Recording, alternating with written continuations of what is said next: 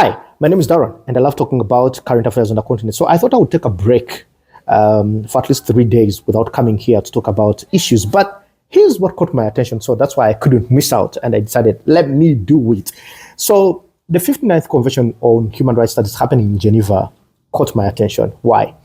The representative of Tanzania, Dr. Abdallah Posi, came out and said, he was put to task and to explain the human rights abuses in the country. And he came out and said that the people who claim that their rights were abused simply had no clear purpose of visiting Tanzania. And that's why they were deported, including Martha Karua and her friends who were stopped at the airport and taken back to Kenya.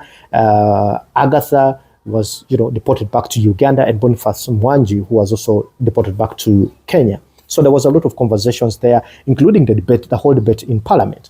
But what caught my attention was that there was a report by Amnesty in 2024 that clearly put out what they think were human rights abuses here. And some of them include the 4 government critics who actually disappeared, and one was found dead.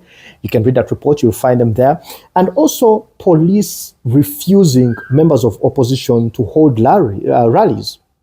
To address their members of parliament. And in fact, there were mass arrests that happened in 2024. And you all know what is happening is that the people or the opposition are strongly calling for electoral reforms. And that has met a very, very tough resistance from the government, especially the forces. So I don't know how Suluhu is handling this, but that is one of the things that has been pointed out. Also, some journalists and other people have been denied the freedom to express themselves, according to that report. And I'm not getting this out of my head, but if you read that report, these are some of the things that they point out. And also, they said that there was a mass violation of the Maasai indigenous people in Tanzania who were forcefully being evicted out of the country.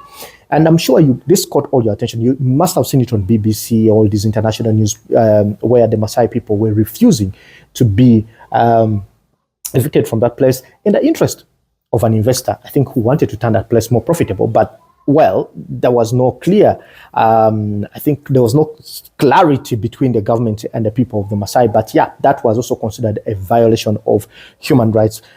What else? They say that the government of Tanzania failed to protect the people of the LGBTI community.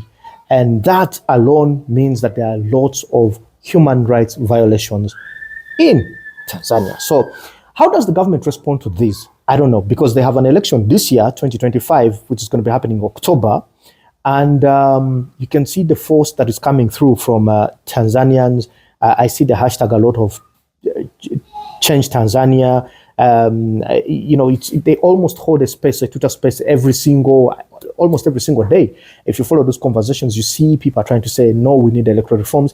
Let me tell you something. Tanzania has the most unique law that I have ever seen in all elections. But I don't know which other country. If it's there, you can let me know.